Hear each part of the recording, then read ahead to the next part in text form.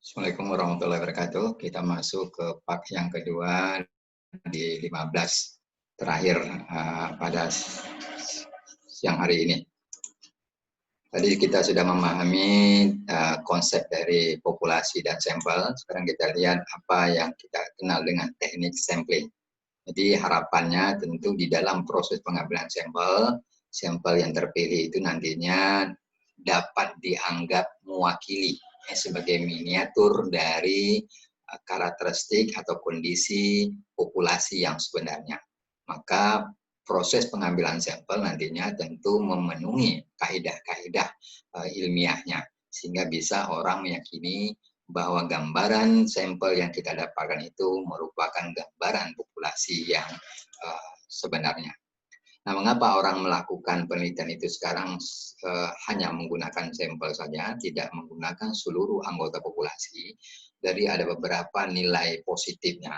Pertama, kalau kita melakukan penelitian menggunakan seluruh anggota populasi, tentu subjek penelitian kita itu terlalu banyak.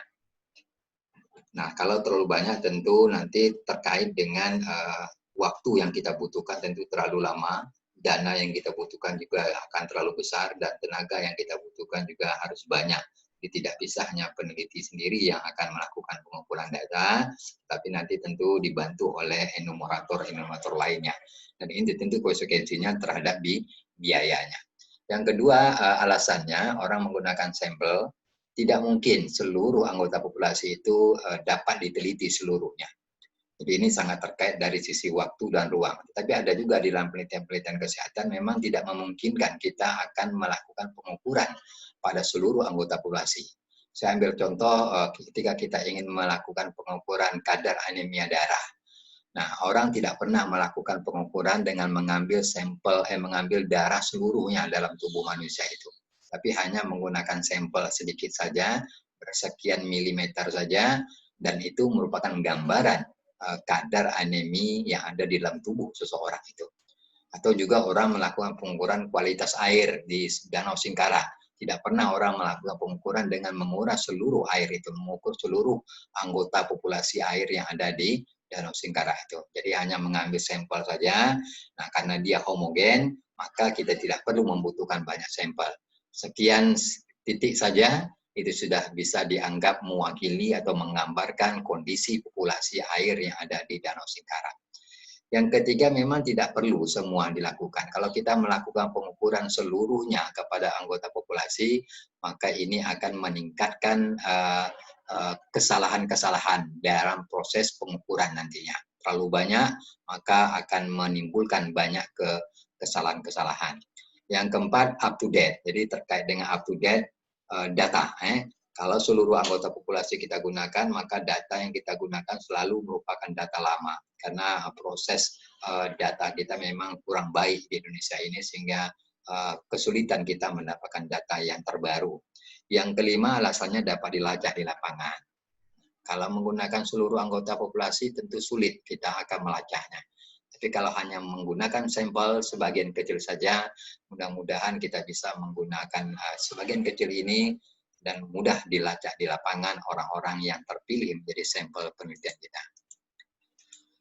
Nah, berbagai teknik sampel yang akan kita pilih nantinya, syaratnya ada 4 dalam proses pemilihan. Yang pertama, sampel atau teknik yang akan kita pilih harus nantinya dapat menggambarkan kondisi populasi yang sebenarnya. Jadi pilihlah beberapa teknik sampel yang mungkin secara ilmiah dia dapat menggambarkan sampel-sampel yang terpilih nantinya. Yang kedua, teknik sampling yang kita pilih yaitu memiliki akurasi yang terukur. Jadi ketika kondisi populasi kita seperti ini, maka kita pilih beberapa alternatif teknik sampling yang bisa menggambarkan akurasi dalam proses pengukuran yang baik. Yang ketiga tentu harus dapat dilaksanakan. Sekomplikated teknik sampling yang kita lakukan, kalau dia tidak memungkinkan untuk dapat dikerjakan, maka itu akan menimbulkan kesulitan nantinya di lapangan. Yang keempat, efisien. Maka pilihlah teknik sampling yang efisien, yang tidak menimbulkan biaya yang besar, tetapi kita mendapatkan sampel yang dapat dianggap representatif atau mewakili dari kondisi populasi. Nah, manfaat sampling apa? Pertama, tentu menghemat biaya penelitian, ya, terkait dengan dana, terkait dengan waktu, terkait dengan tenaga. Yang kedua, menghemat waktu. Ketiga, menghemat data yang lebih akurat, menghasilkan data yang lebih akurat. Karena kita mengukur yang sedikit, itu beda tingkat ketelitiannya dengan mengukur dengan subjek yang lebih banyak. Yang keempat, memperluas ruang lingkup penelitian kita. Nah, ini proses desain samplingnya. Kalau kita melihat proses desain samplingnya seperti ini, ada 5 tahapan yang harus kita lalui. Pertama, define the target population. Ya, pertama, kita harus definisikan, harus kita jelaskan dulu, kita batasi betul apa yang kita jadikan sebagai populasi target. Seperti definisi tadi, populasi target adalah populasi yang nantinya kita kenakan, atau tidak kita sebutkan, atau kita berikan proses generalisasi hasil penelitiannya.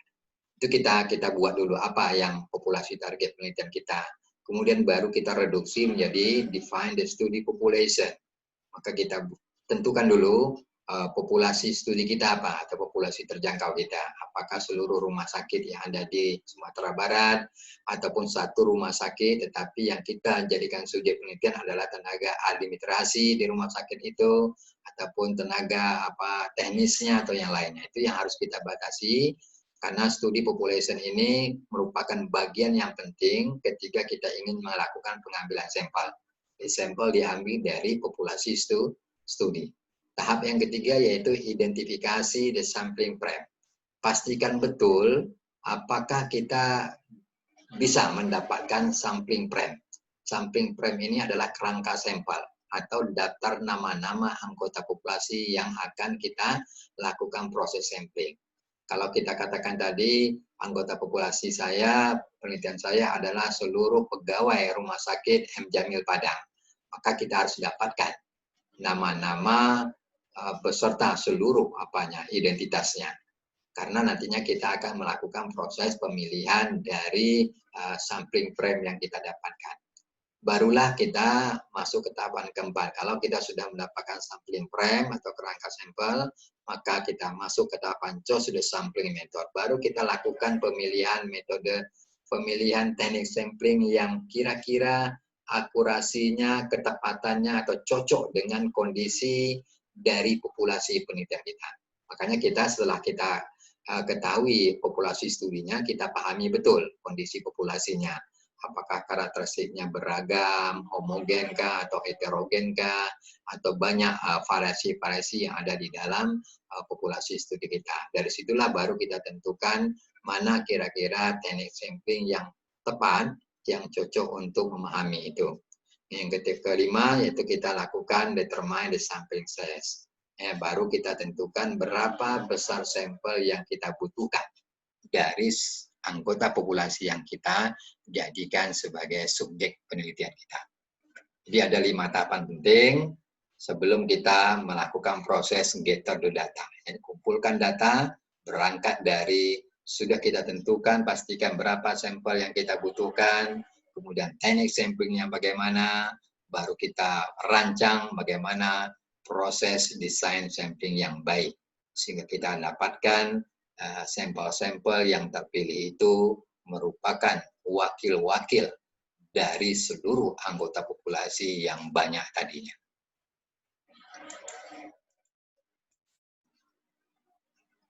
Nah, ini beberapa teknik sampling yang menjadi pilihan kita nantinya.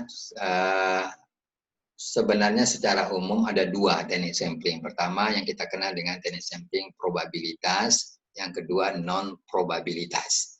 Nah, konsep dasar yang probabilitas ini adalah menganut teori peluang. Jadi ketika proses pengambilan sampel itu kita lakukan, kita selalu bersandar pada konsep teori peluang. Apa artinya? Artinya proses pemilihan sampel itu selalu berangkat dari memberi kesempatan yang sama kepada seluruh anggota populasi.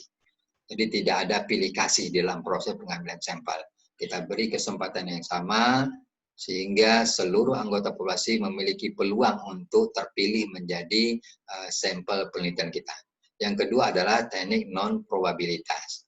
Non-probabilitas artinya teknik yang tidak memperhatikan kesempatan yang sama. Jadi ini lebih banyak unsur subjektivitas dari si peneliti. Jadi peneliti melakukan pemilihan sampel berdasarkan berbagai pertimbangan-pertimbangan ketepatan dari pemahaman si peneliti terhadap subjek penelitian itu.